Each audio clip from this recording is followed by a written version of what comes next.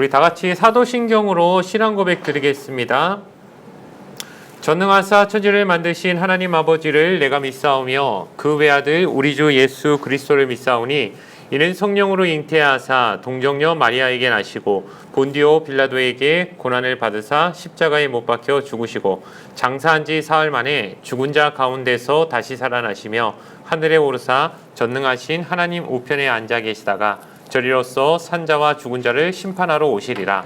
성령을 믿사오며 거룩한 공예와 성도가 서로 교통하는 것과 죄를 사하여 주시는 것과 몸이 다시 사는 것과 영원히 사는 것을 믿사옵나이다.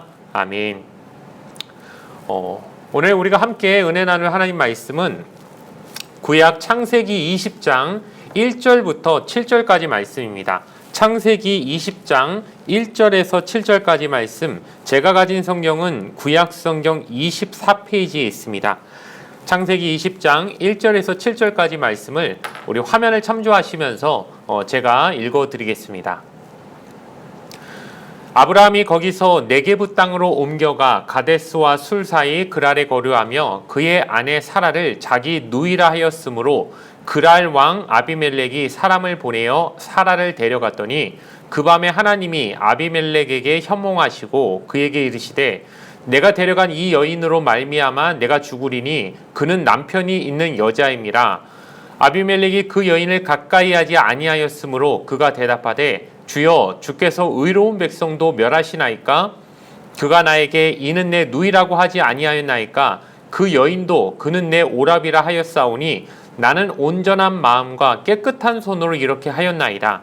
하나님이 꿈에 또 그에게 이르시되 내가 온전한 마음으로 이렇게 한 줄을 나도 알았으므로 너를 막아 내게 범죄하지 아니하게 하였나니 여인에게 가까이 하지 못하게 함이 이 때문이니라. 이제 그 사람의 아내를 돌려보내라. 그는 선지자라. 그가 너를 위하여 기도하리니 내가 살려니와 내가 돌려보내지 아니하면 너와 내게 속한 자가 다 반드시 죽을 줄 알지니라. 아멘. 오늘 주신 말씀을 가지고 주인공은 하나님이라는 제목으로 여러분과 함께 은혜의 말씀을 나누도록 하겠습니다.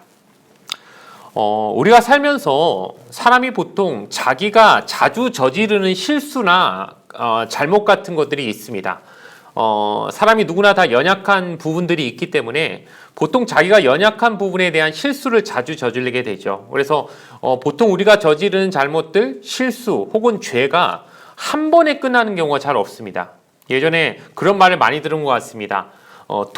세상에 도박을 한 번도 안 한 사람은 있어도 한 번만 한 사람은 없다라고 하는 그런 말이 있었습니다. 그게 무슨 의미인지 여러분 아시죠? 도박이 주는 어떤 쾌락이나 어떤 중독성이 있기 때문에 그냥 한 번도 안 하면은 차라리 안 하겠지만은 한 번 하면은 그 맛을 알기 때문에 사람이 재차 계속 반복하게 되는 게 어떤 그 도박의 무서움이라는 거겠죠. 이렇듯 우리가 저지르는 실수나 잘못이라는 것이 보통 한 번에 끝나는 게 아니라 내가 살아가는 동안 주기적으로 혹은 이미 이제 이 습관을 잊어버렸겠구나, 이제 끝났겠구나, 끊었겠구나라고 생각하는 시점에 또 한 번 똑같은 짓을 반복하게 되는 이런 식의 우리의 잘못이나 실수가 자주 반복되게 되는 경험들을 우리가 많이 하게 됩니다. 그만큼 우리가 연약하고 그만큼 우리가 완전하지 못한 존재라는 걸 우리가 깨닫게 되는 부분이겠죠. 오늘 말씀해 보면 믿음의 조상이라고 우리가 계속 지금 들어오고 있고 배우고 있는 그 아브라함이 예전에 한번 했던 잘못을 정말 똑같이 반복하는 모습을 우리가 보게 됩니다.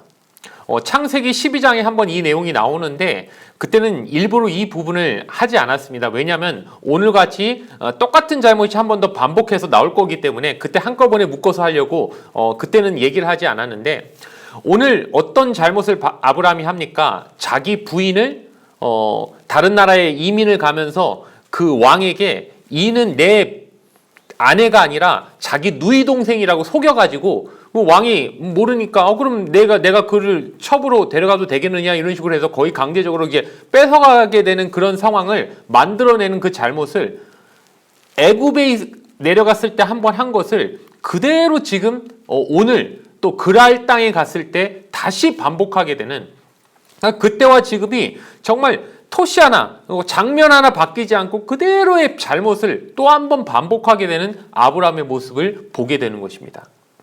우리가 근데 이렇게 생각해 볼 수 있습니다. 창세기 12장에서는 그 당시에는 아브라함이 하나님을 믿은 지 채 1년도 되지 않았고, 그러니까 우리식으로 하면은 초신자였기 때문에, 그래, 이 사람이 하나님에 대해서 잘 모르고, 뭘 잘 모르니까, 또 아직 신앙의 연륜이 아직 미성숙해 있으니까, 그렇다고 치자라고, 실드라도 한번 쳐줄 수 있는데, 지금의 아브라함은 사실 그렇게 말하기도 어려운, 그러니까 이 자체가 어떻게 이렇게 하나님을 이미 여러 번 만나서 하나님의 음성도 들었고 하나님의 언약을 수없이 들었기 때문에 체험도 있고 신앙의 연륜도 쌓였고 어느 정도 이제 성장한 미성숙하지 않은 신앙의 인격까지 성장했다고 우리가 바라보던 사람이 예전에 초신자 때 저질렀던 실수를 또 한 번 그대로 반복하는 모습을 보면서 보는 우리가 오히려 충격을 받게 되는 마음이 생긴다는 것입니다. 아니, 사람이 어떻게 이렇게 이만큼 신앙생활을 오래 하고 하나님의 음성을 그렇게 많이 들었으면 이제 좀 변해야지, 예전에 했던 잘못을 어떻게 똑같이, 그것도 자기 부인을 누이라고 속이는 식의 아주 그냥 저열하고 좀 찌질해 보이는 어떤 이런 잘못을 어떻게 또 하게 되나, 그것도 믿음의 조상이라고 우리가 부르는 사람이 이런 식의 참 난감한 장면을 우리가 또 반복해서 보게 되더라는 것입니다. 여러분, 이 아브라함의 모습을 보면서 우리가 깨닫게 되는 게 무엇이냐면은 인간이 참 연약하다는 것이죠. 참 나름 신앙생활을 오래 한 것 같고 좀 이제 하나님 앞에서 체험도 많이 하고 누가 봤을 때는 야, 저 사람은 이제 교회에서 신앙 좋다고 하는 그런 사람들조차 자기가 가진 그 연약함이 발동되기 시작하면은 과거에 저질렀던 그 행동을 반복하는 게 전혀 이게 제어가 안 된다는 것입니다. 브레이크가 안 될 정도로 사람은 그 정도로 연약한 존재라는 것이에요. 게다가 여러분, 아브라함이 지금 나름 계속 신앙적으로 이렇게 상승세를 타고 있지 않습니까? 나름 이제 아브라함의 신앙이 점점 더 성숙해 가고 있구나. 하나님의 언약을 점점 더 확신하게 됐구나. 하나님과의 그 교제가 더 긴밀해지고 있구나 라고 하는 모습을 보여지고 있는 장면에서 갑자기 뚝 떨어져 버리는 아브라함의 그 절망적인 모습을 우리가 보면서 한 가지 분명히 깨달아야 되는 것이 있는데 무엇이냐면, 우리와 영적 전쟁을 하고 있는 이 마귀 사단은 얼마나 간교하고 교활한지, 우리가 자기 스스로 봤을 때 야, 내가 이 정도면 믿음이 점점 많이 좋아졌구나, 나 이 정도면 꽤 괜찮은 것 같아라고 방심하게 만드는 그 국면을 만들어서 일부러 우리가 경계를 늦추게 만들어서 그 시점에 우리를 넘어뜨리는 게 마귀가 자주 저지르는 그 전략이라는 걸 우리가 알아야 된다는 것입니다. 여러분, 마귀는요 신사가 아닙니다. 페어플레이 하지 않습니다. 수단과 방법 가리지 않고 우리를 넘어뜨릴 수만 있다면요 온갖 지저분한 방식을 다 쓸 수 있습니다. 그 중에 하나가 우리 스스로 보기에 우리가 꽤 신앙이 좋아 보이는 것처럼 착각하게 만드는 겁니다. 예전에 여러분 수련회 갔다 오신 다음에 집에 와서 수련회 딱 받은 은혜가 집에 오자마자 확 뒤집어지는 역사를 많이 경험해 보지 않으셨습니까? 괜히 성질나는 일이 생기고 괜히 부모님과 말다툼하게 되고, 은혜 그렇게 많이 받아놓고 왜 그러죠? 마귀가 우리를 속이고 있는 거죠. 우리가 자칫 수련회 가서 은혜 많이 받았으니까 난 진짜 많이 변했겠구나 딱 방심하고 있는 그 상황에서 우리를 걸고 넘어지게 만드는 요소를 줘버린다는 거예요. 저도요 이렇게 청년회 예배 드리고 어떨 때 설교하고 나서 스스로 생각할 때 오늘 진짜 설교가 너무 잘 됐어, 내가 오늘 하나님의 말씀을 정말 잘 전한 것 같아 라는 느낌이 들 때요, 그럴 때 꼭 집에 가면요 제가 혈기 부릴 일이 생기고요 넘어지게 되는 일들이 굉장히 많이 생기더라고요. 많이 깨닫게 됩니다. 내가 나름 내 스스로 괜찮다고 생각하는 그 착각을 주면서 마귀가 그때 나를 넘어뜨리는구나 라고 하는 그 아주 정말 마귀의 간교한, 그리고 정말 수단 방법 가리지 않는 그 교묘한 술수를 정말 많이 경험하게 됩니다. 그러면서 깨닫는 게 무엇이냐면은 나는 진짜 아무것도 아니구나. 내가 뭐라고, 나는 진짜 언제든 넘어질 수 있는 연약한 존재인데 내가 마치 뭐나 되는 것처럼 생각하는 그 마음이 오히려 마귀가 우리를 넘어뜨리려고 우리에게 주는 그 방심하게 만드는 마음이구나 라고 하는 것을 참 많이 경험하게 됩니다. 오늘 아브라함을 보면서 우리가 깨달아야 되는 것이 무엇입니까? 또 우리가 스스로 믿음이 꽤 괜찮아 보이는 그 순간에 넘어질 때마다 우리가 깨달아야 되는 것이 무엇입니까? 인간은 아무 능력 없다.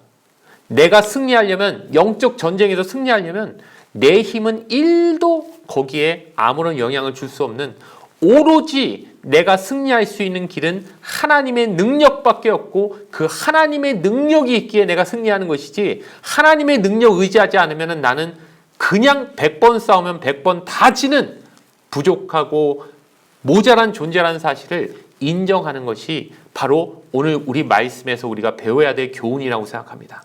오늘 말씀을 통해 이 교훈을 정말 확실히 배워가는 저와 여러분 되기를 주님의 이름으로 부탁을 드리겠습니다. 첫 번째로 살펴볼 것은 막연한 두려움입니다. 여러분, 아브라함은 한번 그 실수했으면 이제는 그때 정신 바짝 차렸어야지, 어떻게 25년이나 지난 다음에 똑같은 실수를 왜 반복할까요? 왜 자기 부인을 부인이라고 말하면 되지, 왜 누이라고 속여가지고 누이, 그 자기 아내를 뺏기게 되는 그 상황을 왜 똑같이 반복해서 만들어내는 이런 잘못을 반복해서 짓게 되었을까요? 그 이유에 대해서 본문 11절은 정확하게 우리에게 가르쳐 줍니다. 본문 11절 말씀은 제가 읽어드리겠습니다. 아브라함이 이르되 이곳에서는 하나님을 두려워함이 없으니 내 아내로 말미암아 사람들이 나를 죽일까 생각하였으며. 이게 무슨 얘기냐면요, 아브라함이 아비멜렉한테 나중에 변명하는 이유입니다. 제가요 왜 제 아내를 누이라고 속였냐면요, 제가 이 땅에 오기 전에 보니까요, 이 땅 사람들이 하나님을 안 믿더라고요. 하나님도 안 믿는 사람들이니까 뭐 온갖 끔찍한 짓을 얼마든지 저지를 수 있는 사람 같이라고 생각이 돼서, 게다가 제 아내가 얼마나 이쁩니까? 제 아내 보면 틀림없이 뺏어갈 것 같고 저는 죽여버릴 것 같고, 그런 두려움이 저 안에 있었기 때문에 그냥 제가 미리 서로 입을 맞춰가지고 당신 내 누이라고 하자. 우리 서로 부부관계가 아니고 그냥 오빠 동생 관계로 이렇게 얘기해서 이 사람들한테 속이자라고 저희가 미리 선수를 쳐서 그렇게 거짓말하게 됐습니다. 이런 식으로 그 이유를 지금 설명하고 있는 것인데, 여러분 왜 그 거짓말을 하게 됐습니까? 그 이유가 뭐냐면요, 아브라함이 맨 처음에 이 땅을 보니까는요, 이 땅에 사는 사람들이 너무 무서운 거예요. 두려운 거예요. 내가 저 땅에 가면은 저 사람들은 나를 죽일 거야, 내 아내를 뺏어갈 거야 라고 하는 그 두려움이 아브라함을 엄습했기에, 아브라함이 미리 그 사람들 앞에서 그냥 애초에 자기 인간의 지혜로 뭔가 거짓을 말해버릴 그 마음의 그 동기가 거기서 생기게 버렸다는 것을 우리에게 말해주는 겁니다. 여러분, 두려움이 죄를 짓게 만든다는 거 아십니까? 무슨 얘기인지 진짜 이해가 안 되실 수 있을지 모르겠지만요, 여러분 두려우니까 죄를 짓는 거예요. 세상이 두렵지 않으면요, 하나님이 나를 지켜줄 거라는 확신이 있고 평안이 있으면요, 죄 짓지 않습니다. 왜 굳이 죄를 짓습니까? 하나님 말씀대로만 살아도 나는 하나님이 나를 털끝 하나 다치지 않게 지켜주실 거야라는 그 든든한 마음이 있으면요, 하나님 말씀대로 살지, 거짓말하지도 않고 뭐 꼼수를 쓰지도 않고 다른 사람을 헐뜯지도 않고 뭔가 다른 사람과 비열한 시기 질투의 방법을 굳이 사용할 필요가 없습니다. 왜요? 그거 안 해도 하나님 날 지켜주실 걸 믿기 때문이죠. 그런데요, 마귀는 우리에게 어떤 걸 가져다 줍니까? 두려움을 가져다 줍니다. 어디에 대한 두려움입니까? 세상에 대한 두려움을 가져다 줍니다. 그래서 세상을 보면 무서워지게 만들고, 무서우니까 안 돼, 저 세상에 갔을 때 하나님도 나를 못 지켜줄 거야, 내가 내 스스로 내 능력으로 살아남아야 돼. 그러니까 자기 인간의 방법을 쓰기 시작하는 게 거짓말하고 남 속이고, 뭔가 사람들 앞에서 하나님 백성으로서의 그 떳떳한 모습이 아니라 뭔가 그 잔꾀를 부리는 그 모습으로 세상과 타협하는 방법으로 세상에 들어가게끔 마귀가 우리를 농락하는 방법이 바로 세상을 무섭게 보게 만들게 하더라는 거예요. 지금 아브라함이 지금 고백하는 말이 뭡니까? 제가 이 땅에 와보기 전에 이 땅 사람들이 너무 무서웠습니다. 당신들은 날 죽일 것 같았어요. 당신들은 내 아내를 뺏어갈 것 같았어요. 그러니까 내가 너무 무서워서 미리 거짓말을 한 거예요 라고 말하는 그 아브라함의 그 고백 안에 이 땅에 대한 그 무서움, 그 아비멜렉이란 그 왕에 대한 무서움과 이 땅 사람들에 대한 그 두려움이 아브라함을 죄짓게 만들었다는 사실을 우리는 발견하게 된다는 거예요. 여러분, 마귀는요, 우리를 잔뜩 우리에게 미리 겁을 집어먹게 만듭니다. 잔뜩 세상에 대해서 무서운 마음을 가져다 주게 만듭니다. 그래서 이스라엘 백성도 가나안 땅에 들어가기 전에 미리 정탐해보고 나서 무슨 말 합니까? 저 땅 사람들, 아낙 자손들 덩치가 얼마나 크지, 거인이고 그들에 비교하면 우리는 뭔 줄 알아? 메뚜기 같아, 메뚜기 같아. 저 사람들하고 붙어볼 것도 없어. 무조건 지게 돼 있어. 우린 무조건 멸망할 거야. 그 땅에 대한 두려움을 잔뜩 먹고 돌아오게 만듭니다. 그래서 그 땅을 감히 들어가지도 못하고 하나님의 방법을 써보려고 하는 그 의지조차 꺾어버리는 게 무엇입니까? 세상에 대한 두려움을 심어주는 거예요. 여러분, 저는 가끔 그런 생각을 합니다. 우리가 교회에 왔을 때요, 요즘은 물론 이제 대면 예배를 드리지 못하지만 예전에 우리가 교회에 왔을 때 한번 생각해 봅시다. 주일날 교회에 옵니다. 하나님 말씀 듣습니다. 말씀 듣고 우리가 아멘하고 기뻐하고 좋아합니다. 근데 딱 어디까지냐면요, 교회에 나서기 전까지만 그 말씀이 유효해요. 왜냐? 그냥 거기 와서 기쁜 거예요. 말씀 듣고 그래 아멘하고 은혜 받고 딱 좋은데 언제부터 그게 딱 사라지냐? 교회를 한 발짝만 나가면요, 그때부터 뭐가 기다리고 있다고 생각해요? 우리는 세상이 나를 기다리고 있다고 생각해요. 그래, 월요일 내일부터 이제 학교 가고 내일부터 직장 가면은 이제부터 현실이야, 실전이야. 그래, 오늘 하나님 말씀 들은 거, 그래, 교회 안에서야 그냥 그래, 그 말씀 은혜 받지, 좋지. 근데 세상에 나가봐, 그게 그 하나님 말씀이 통한다고 생각해? 세상은 정글인데, 세상은 적자 생존의 세계고, 눈 감으면 코백하고 그냥 온갖 그 맹수들이 나를 물러 뜯으려고 기다리고 있는 정글인데, 거기서는 하나님 말씀으로 살아남는 게 아니라 세상에서는 세상의 논리로 살아남는 거야. 거기서는 정신 바짝 차려야 돼. 내가 정신 안 차리면 언제 죽을지 몰라라고 하는 그 두려움이 우리를 감싸고 있기 때문에 하나님의 말씀의 논리가 더 이상 세상으로 뻗어나가지 못하는 거예요. 왜? 마귀는 세상을 들어가길 무섭게 만들어요. 저기서는 아니야. 너 하나님 말씀은 교회 안에서만 통하는 거야. 세상에 나가면 안 통해. 이 두려움을 주면서 세상이 두렵게 만들고, 세상에 나갈 때는 세상의 논리로 세상과 타협하는 방식으로 들어가야지 살아남지, 하나님의 말씀 가지고 간다고 순진한 소리 하고 있네. 거기 가서 그게 통할 것 같아? 말도 되지 않는 소리 하지 마. 세상이 얼마나 무서운데. 세상에 대한 두려움을 잔뜩 집어넣어 주므로 우리가 하나님의 말씀을 가지고 거기선 통하지 않을 것 같다는 그 패배감을 우리에게 먼저 집어주게 된다는 거예요. 여러분, 근데 한번 생각해 보십시오. 과연 그렇습니까? 아브라함이 미리 생각했던 것처럼 그 그랄 땅에 가니까는 정말 하나님도 안 믿는 사람들이니까 자기를 막 죽이려고 하고 그냥 무법하게 자기를 아내를 뺏어가려고 사람들이 그렇게 나왔습니까?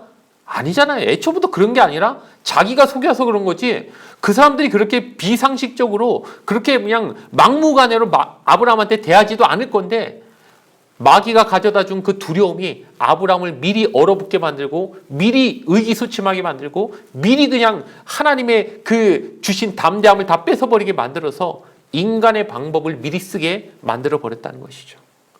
여러분, 하나님이 어떤 분이십니까? 우리가 믿는 하나님은요, 믿는 사람들만 통제하실 수 있는 하나님이십니까? 아니지 않습니까? 세상을 만드시고 세상을 움직이고 계신 분이잖아요. 우리가 사는 세상 전체가 하나님의 영향력 안에 있는 거 아닙니까? 믿는 사람만 하나님이 변화시킬 수 있습니까? 안 믿는 사람도 하나님의 뜻에 하나님이 알아서 만들어 가실 수 있는 모든 세상에 대한 통제권을 가지신 분이 하나님인데, 우리가 세상 속에 나가면 왜 하나님 말씀과 뜻대로 살 수 없을 거라고 미리 포기해버리죠? 왜 세상을 두려워하죠? 왜 세상은 하나님의 영향력 안에 있지 않는 것처럼 우리가 생각하고 사는 거죠? 우리가 믿는 하나님을 우리가 스스로 과소평가하고 있는 거예요. 아비멜렉이 어떻게 됐습니까? 아브라함의 아내를 물론 모르고 뺏었다가 어떻게 됩니까? 하나님이 꿈에 나타나셔서 아비멜렉을 막 꾸중하시잖아요. 막 호통치시잖아요. 왜 남의 아내 뺏었냐고. 그냥 혼쭐이 나잖아요, 아비멜렉이. 그래서 막 벌벌 떨면서 그냥 도로 그냥 아브라함한테 그 아내를 다시 딱 주게 하나님이 만들어 주시잖아요. 하나님의 능력이 세상에서 안 통하는 게 아니잖아요. 근데 왜 우리가 먼저 세상에 나가면 안 돼. 그 교회 안에서는 하나님 말씀 다 우리 아멘 하는 거지. 직장 가봐. 그게 되는 것 같아? 여러분, 미리 그렇게 생각하는 그 마음, 거기에 속지 마시기 바랍니다. 많은 크리스천들이요, 많은 직장인들이 그냥 직장에 나가면요, 왠지 하나님 말씀이 거기서는 안 통할 거라는 그 미리 그냥 전제를 깔아놓고 들어가는 것 같아요. 그래서 자기 교회 다니는 것도 일부러 말 안 하려고 하고 최대한 숨기려고 하고, 그러니까 정말 예전에 우스갯소리로 어떤 청년이요 직장에 가니까는요 막 정말 그 직장에서 자기가 어떻게든 그리스도인이라는 거 드러내기 싫어갖고 그냥 꽁꽁 숨기고 살았는데 나중에 알고 보니까는요 그 직장 안에 있는 사람 중에 대부분이 다 그 교회 다니는 사람들이었던 거예요. 그러니까 다 서로 속이고 있었던 거예요. 자기가 그리스도인이라는 걸, 크리스천이라는 걸 그냥 직장에서는 서로 그냥 아유 이런 거 알려봐야, 아유 내가 그리스도라는 거 드러내봐야 사람들이 우습게 보고 그게 좀 정말 뭐 기독교인이야? 하면서 일부러부터 색안경 끼고 볼 것 같으니까 서로 그냥 직장에서는 자기의 크리스천임을 숨기고 살아오다가 나중에 알고 보니까 저 사람도 교회 다니는 사람이었고 저 사람도 교회 다니는 사람들이었고 자기 팀 안에 있는 사람들이 대부분이 교회 다니는 사람들이었다는 거죠. 우리가 왜 이렇게 살아야 됩니까? 왜 세상에 나가서 이렇게 신앙의 힘을 잃어버리고 살아야 됩니까? 여러분, 우리가 믿는 하나님은요, 세상 속에서도 하나님이세요. 세상에 대한 막연한 두려움, 세상에 나가면 막연히 우리가 짓밟힐 것 같다는 그 무서움이 마귀가 준다는 것을 여러분 잊지 마시기 바랍니다. 그 두려움에 넘어지면요, 우리는 인간의 방법을 쓰게 만들고 세상의 논리에 타협하면서 들어가게 마귀는 우리를 만들어버리는 것입니다. 아브라함처럼 그 그랄 땅을, 그 아비멜렉 왕을, 그 지역에 사는 사람들을 두려움으로 바라봄으로 스스로 넘어져 버리는 실수를 반복하지 않게 되기를 주님의 이름으로 부탁을 드리겠습니다. 두 번째로 살펴볼 것은 그는 선지자라라고 하는 말씀입니다. 아비멜렉의 꿈에 나타나신 하나님이여 아비멜렉 왕을 호통치십니다.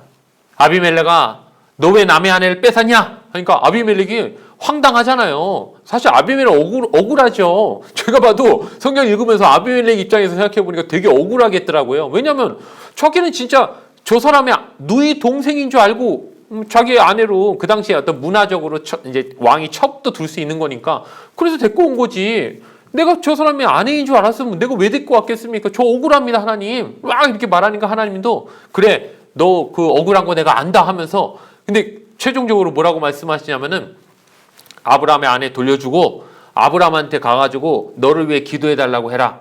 그는 선지자다. 그러니까 그가 너를 위해 기도해줘야 너의 문제가 풀리고 너의 어떤 가지고 있던 저주가 풀리게 되고 너의 집안이 살아나게 될 것이다. 하나님이 반드시 아브라함한테 기도를 받으라고 아비멜렉 왕에게 지금 명령을 하시는 거예요. 그러면서 뭐라고 말씀하시냐? 저는 선지자라고 얘기해요.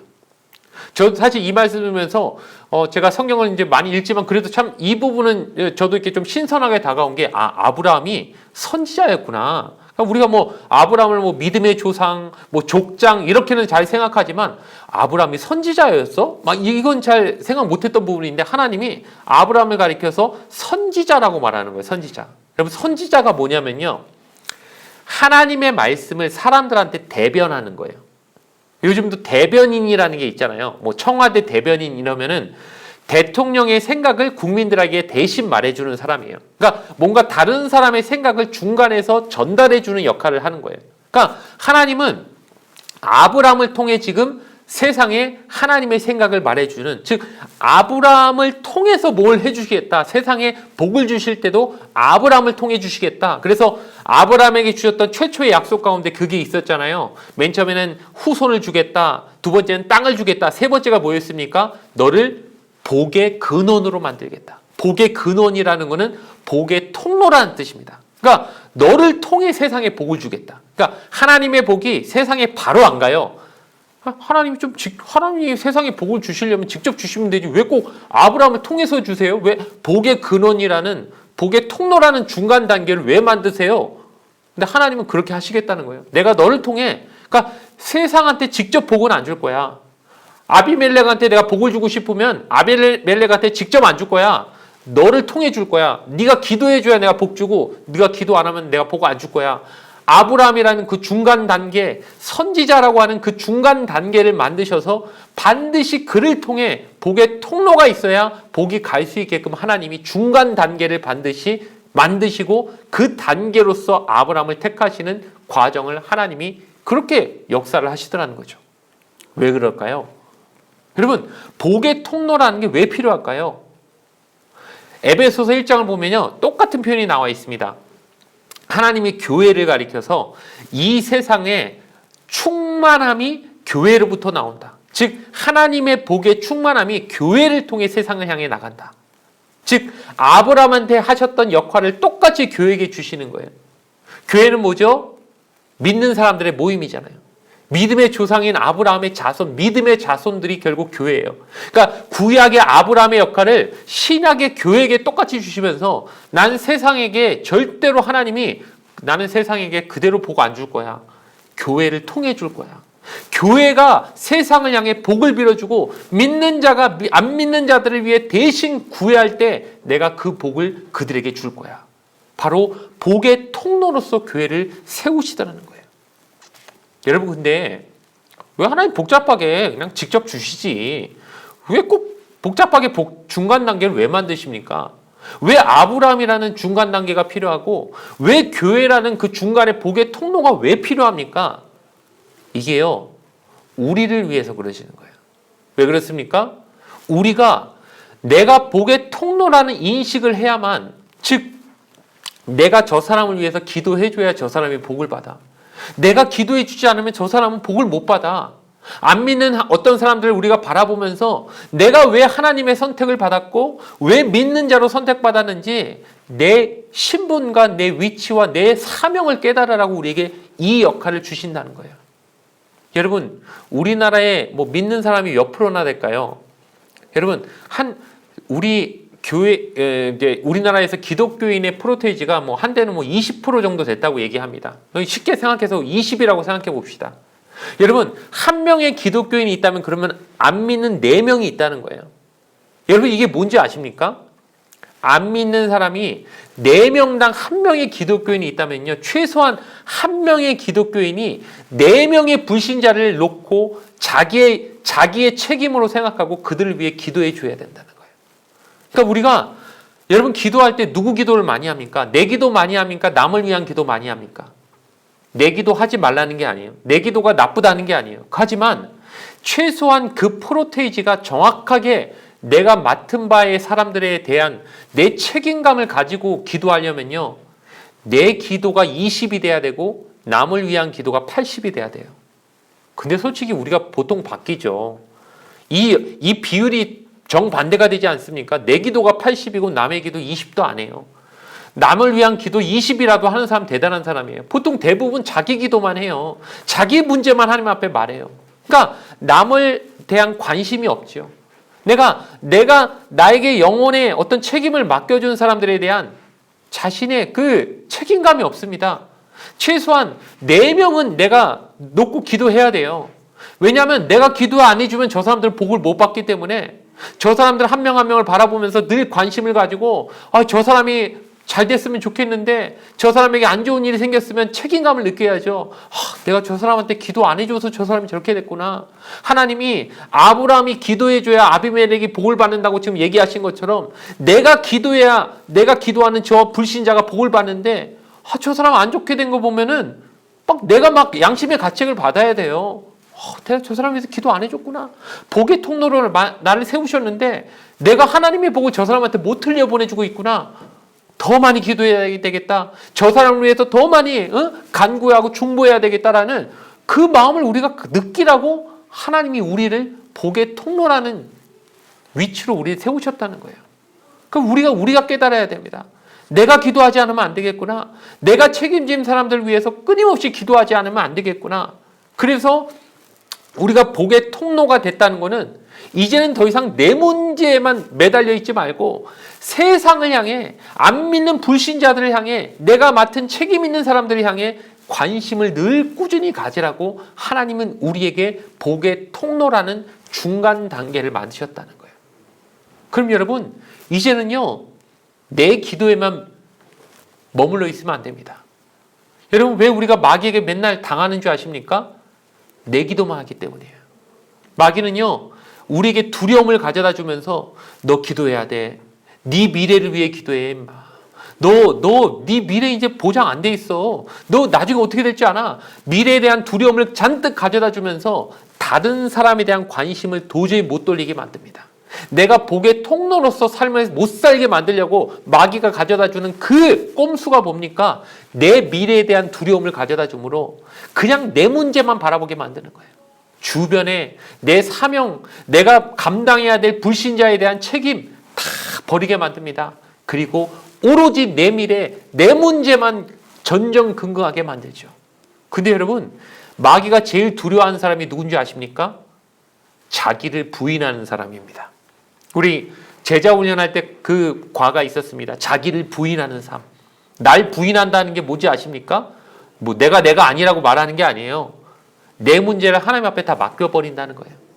네 미래가 두렵지 않니? 너 두렵지 않아? 너 미래에 대한 보장돼 있어? 미래를 무섭게 만들려고 마귀는 그 작전을 쓰는데 자기를 부인하는 사람은 어떻습니까? 내 미래? 하나님이 알아서 하시겠지 뭐. 나 하나님 앞에 다 맡겼어. 내 미래는 별로 두렵지 않아. 그리고 오로지 관심은 뭡니까? 다른 사람에 대한 그 문제, 내 문제에 매여 있는 게 아니라 다른 사람에 대한 관심, 다른 영혼에 대한 그 나의 책임감만 가지고 사는 사람이 자기를 부인하는 사람이에요. 그러니까 마귀가 어떻게 해볼래도 해볼 방법이 없는 제일 마귀가 두려워하는 사람이 자기 부인하는 사람이에요. 나는 내 문제에 더 이상 연연하지 않아. 내 문제 하나님 앞에 다 맡겨버리고 하나님이 알아서 해주시겠지. 다만 나에게 맡겨주신 사람들에 대한 책임, 오로지 그 영적인 거룩한 부담감에 매여 그것에 사는 사람, 그 사람을 하나님이 기뻐하시고 마귀가 제일 무서워하는 줄 믿습니다. 여러분, 우리는 복의 통로입니다. 여러분 잊지 마십시오. 우린 복의 통로입니다. 복이 나에게만 머물면요, 그건 복이 아닙니다. 저주가 됩니다. 아브라함이 아비멜렉을 위해 기도해 줘야 되는 그 책임을 잊어버리고 자기 문제에만 매달려서 두려워서 거짓말하고 하나님의 백성처럼 똑바로 못 사니까는요, 수치를 당하고 이런 잘못을 범하게 된 것이지, 진즉에 정신 차리고 나는 저 땅에 가면은 내가 기도해 줘야 될 사람들이 있구나, 나는 복의 통로가 되겠구나, 이 생각 가지고 왔으면요, 이런 잘못 안 저질렀을 거예요. 여러분, 이러한 실수가 우리 삶에 재발되지 않도록 우리가 복의 통로라는 우리의 위치와 정체성을 잊지 말고 살아가는 저와 여러분 되기를 주님의 이름으로 부탁을 드리겠습니다. 마지막으로 살펴볼 것은 주인공은 하나님이라는 것입니다. 이제 아비멜렉이요, 하나님에게 꿈으로 모든 사정을 듣고 나서 아브라함을 부릅니다. 그리고 이제 아브라함을 참 얼마나 화가 납니까? 자기를 속였잖아요. 혼인 사기를 친 거잖아요, 일종의. 그러니까 아브라함을 데리고 와서 막 사실은 크게 한번 혼을 냅니다. 너 왜 나한테 거짓말했어? 따질만 하죠. 그랬더니 아브라함이 변명이라고 하는 게 무슨 얘기냐면은 이제 한번 12절 한번 제가 보겠습니다. 또 그는 정말로 나의 이복 누이로서 내 아내가 되었음이니라. 하나님이 나를 내 아버지의 집을 떠나 두루 다니게 하실 때에 내가 아내에게 말하기를 이후로 우리는 가는 곳마다 그대가 나를 그대의 오랍이라 하라. 이것이 그대가 내게 베풀 은혜라 하였었노라. 이렇게 말하면서요, 되게 좀 구차한 변명을 합니다. 그러니까 아브라함과 사라가 원래는요, 오빠 누이 관계가 맞긴 맞아요. 이복 누이예요, 이복 누이. 어머니가 다른. 근데 어쨌든 서로 결혼을 하게 됐어요. 그 당시 문화에서 이제 결혼을 했어요. 그러면은 이제 누이였어도 결혼하고 나면 그 다음에 뭐라고 불러야 됩니까? 부부잖아요. 그게 맞는 거죠. 상식적으로 우리가 그렇게 표현하지 않습니까? 저 같은 경우에는 이제 대학교 다닐 때 기독교 동아리에 들어가 있었는데, 당시 우리 동기들 중에는 기독교 동아리 안에서 만나가지고 서로 부부가 된 쌍들이 많았어요. 그래서 동기 모임이나 이런 걸 하게 되면은 이렇게 부부가 같이 오게 되는 경우들이 많이 있었습니다. 근데 여러분, 만약 그런 경우에 내 동아리에서 만난 동기하고 결혼을 했다고 생각해 보십시오. 어디 모임에 갔는데요, 자기 부인을 소개하면서 이 사람 우리 대학교 때 동기입니다, 이렇게 말하면 그게 맞는 말입니까? 틀린 말이죠. 과거에 동기였던 건 맞아요. 하지만 이제 부부가 됐으면 그때부터는 뭐라고 표현해야 제대로 된 표현입니까? 이 사람 제 아내입니다, 이렇게 말해야 맞는 거죠.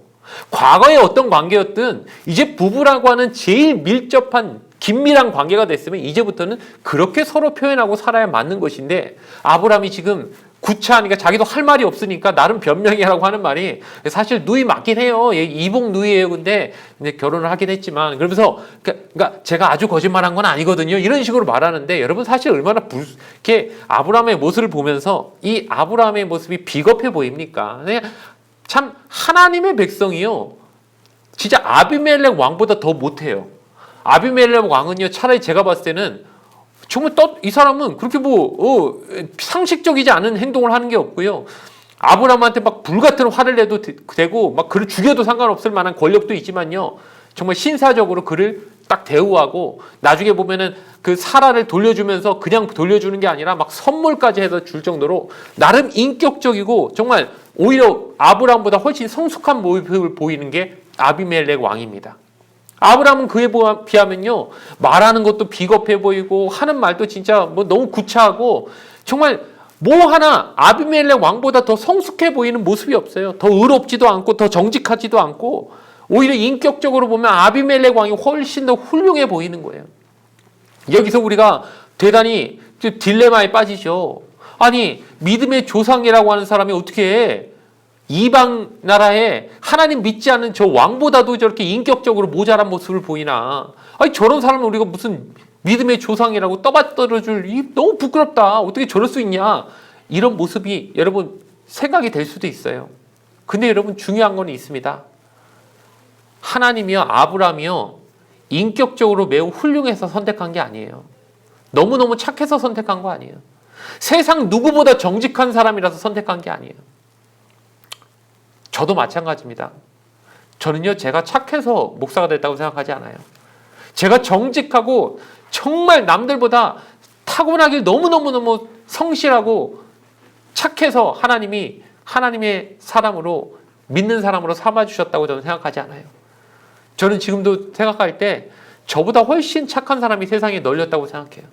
저보다 정말 깨끗한 사람이 세상에 많아요. 저보다 인격적으로 훨씬 훌륭한 사람이 너무 많아요.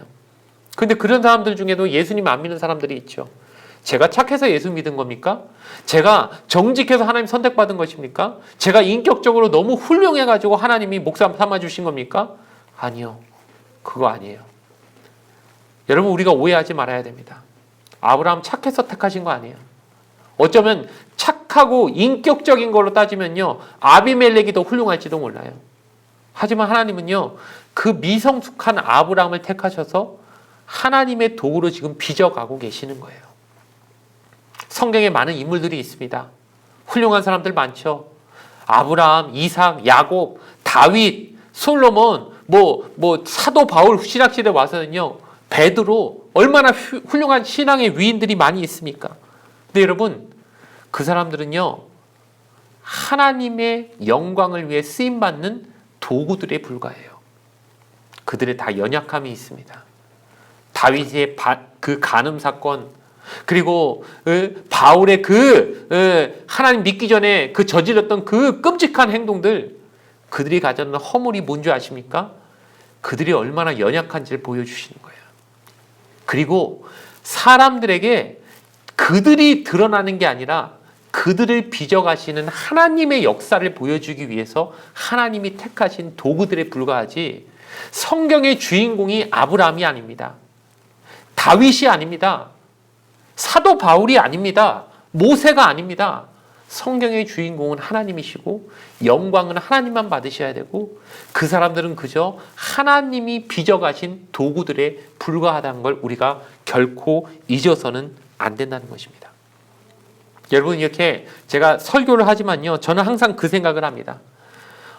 제 역할은 뭘까 항상 생각합니다. 제가 설교가 끝난 다음에 우리 목사님 설교 참 잘하신다 이 말 들으면요 전 오늘 실패한 겁니다.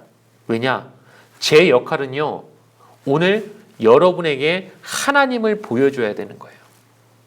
여러분 모세가요 하나님 처음 만났을 때 그때 뭘 보다가 하나님을 보게 된 줄 아십니까? 떨기나무가 불타는 장면에서 하나님을 보게 됩니다. 저는요 그 불타는 떨기나무가 바로 저의 역할이라고 생각합니다. 여러분 모세가 그 당시에 양을 치는 목자였습니다. 양을 치는 목자는 굉장히 바쁘고요. 정신이 양들에게 온통 쏟아야 됩니다. 자기가 자기 소유의 양도 아닌 남의 양을 치는 사람이었기 때문에 그 양들만 돌보는데도 모든 관심이 지금 어디 딴 데 둘 데가 없어요. 근데 하나님이 모세를 부르시고 싶은데 모세의 관심이 온통 양에게만 쏟아져 있으니까 모세의 관심을 어떻게든 하나님께로 돌리기 위해서 하나님이 쓰신 장치가 뭐냐? 불타는 떨기나무였어요. 양을 몰고 지나가는데 저기 나무가 막 불타고 있는 거예요. 여러분, 웬만하면 그냥 지나갔을 건데 불타는 거 보니까는 막 나무가 타고 있으니까 사람이 관심이 그쪽으로 쏠리잖아요. 왜냐하면 세상에서 제일 재밌는 구경이 불구경 아닙니까? 나무가 타네? 근데 불은 나는데 나무가 타지는 않고 불만 나고 있어요. 그러니까 얼마나 신기합니까? 그러니까 그걸 뚜렷하게 보고 있다 보니까 거기서 하나님의 음성이 들린 거예요. 그때 하나님을 만나게 되는 거예요. 저도 마찬가지입니다. 제가 지금 여러분한테 이 설교를 하는 건요, 여러분에게 하나님을 만나게 하고 싶어서요.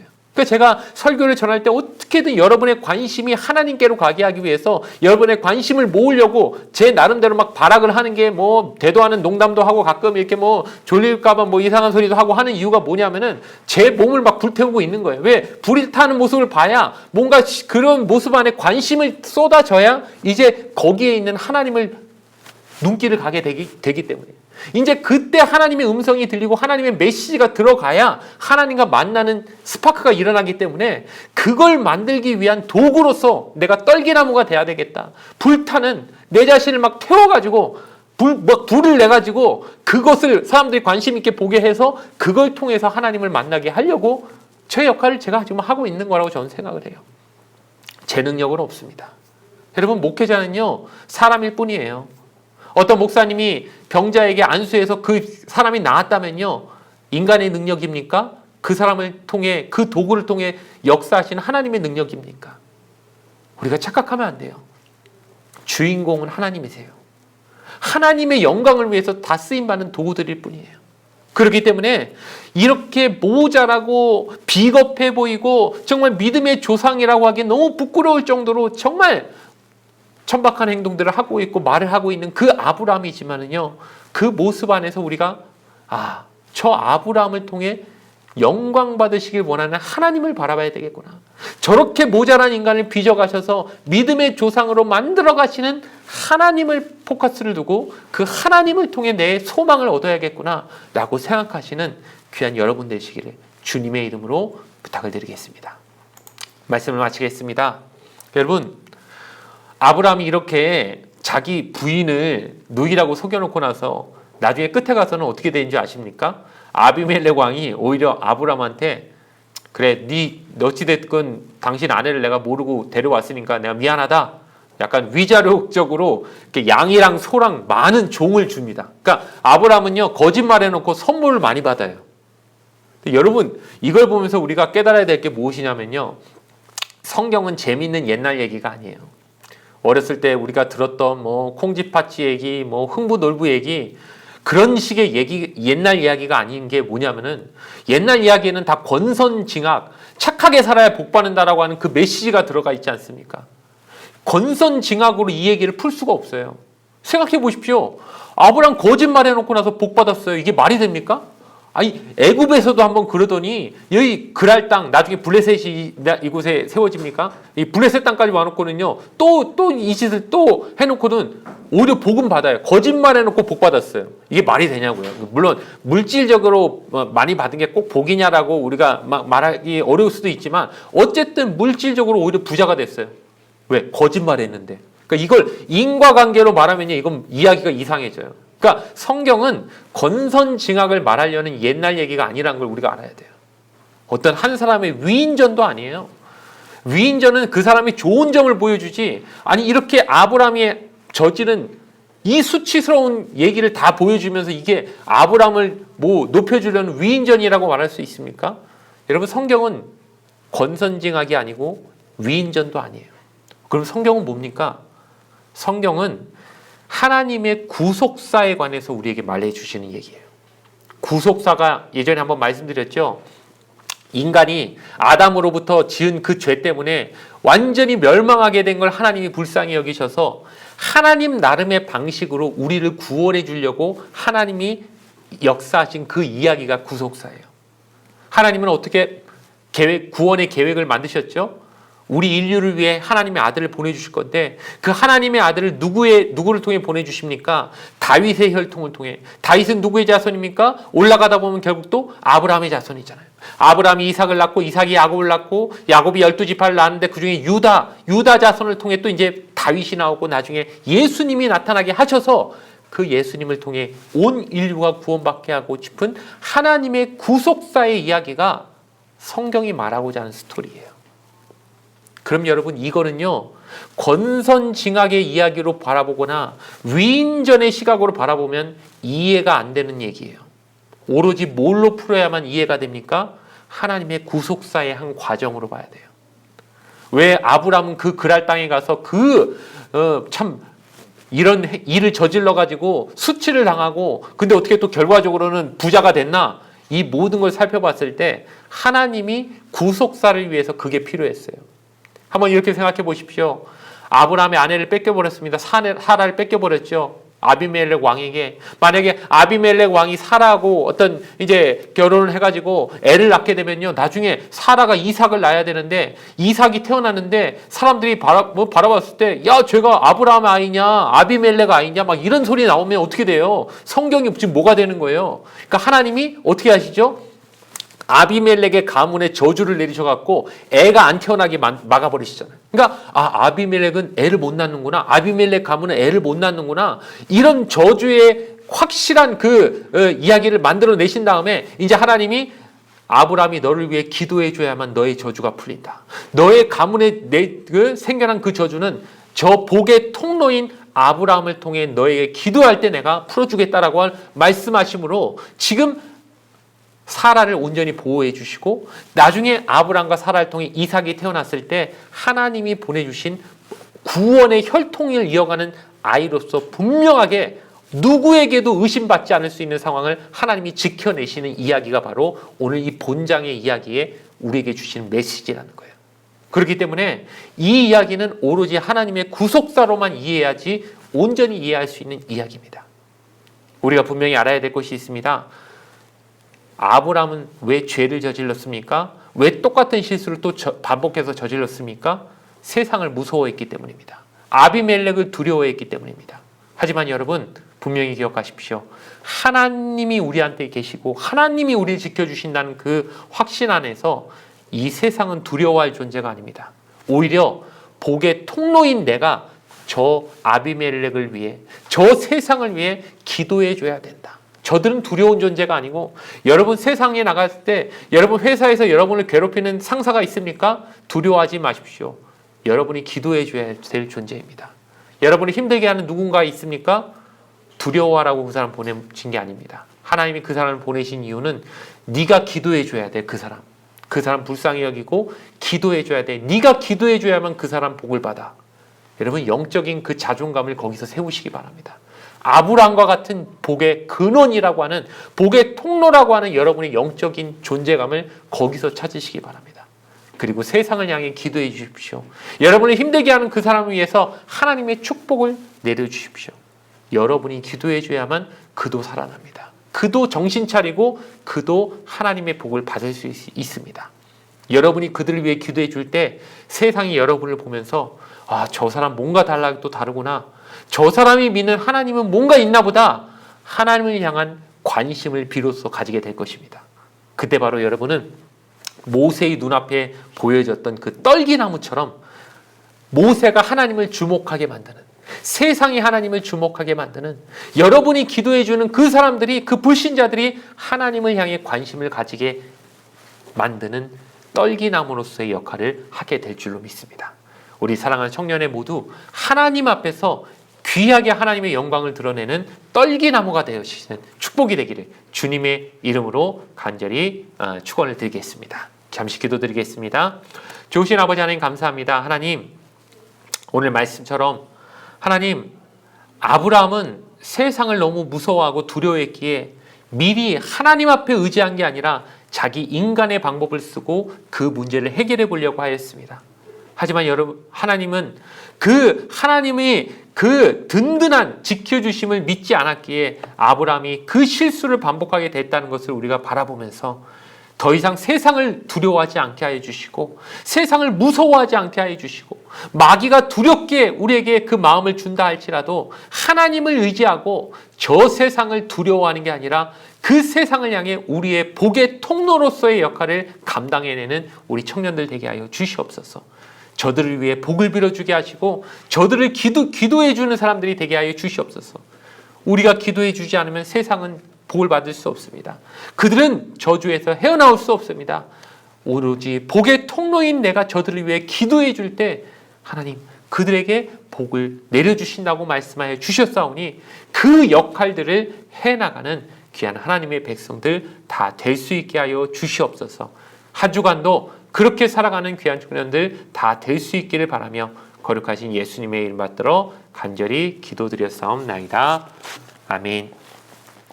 하늘에 계신 우리 아버지여, 이름이 거룩히 여김을 받으시오며 나라가 임하시오며 뜻이 하늘에서 이루어진 것 같이 땅에서도 이루어지이다. 오늘 우리에게 일용할 양식을 주시옵고 우리가 우리에게 죄 지은 자를 사하여 준 것 같이 우리 죄를 사하여 주시옵고 우리를 시험에 들게 하지 마시옵고 다만 악에서 구하시옵소서. 나라와 권세와 영광이 아버지께 영원히 있사옵나이다. 아멘. 이제는 우리 구주 그리스도의 크신 은혜와 아버지 하나님의 극진하신 사랑과 성령님의 내주인도 교통하심이 하나님이 선택받은 복의 통로로서 내가 세상을 축복해주고 세상을 위해 기도해줄 때 그 세상이 하나님의 복을 받는다는 사실을 깨달아 이제는 정말 내 문제에만 내 기도에만 매달리는 것이 아니라 나에게 붙여주신 나에게 책임지라고 맡겨주신 그 영혼들을 향한 관심을 가지고 그들 한 명 한 명을 위해서 영적인 책임감을 가지고 그들을 축복하고 기도해 주기로 마음먹는 이 자리에 있는 모든 하나님의 백성들 또 이 예배를 또 영상으로 보게 될 모든 하나님의 권속들 그 머리 위에 영원토록 함께 하시기를 간절히 축원하옵나이다. 아멘. 여러분 주일 청년 예배를 모두 마치겠습니다. 한 주간 또 승리하시기 바랍니다.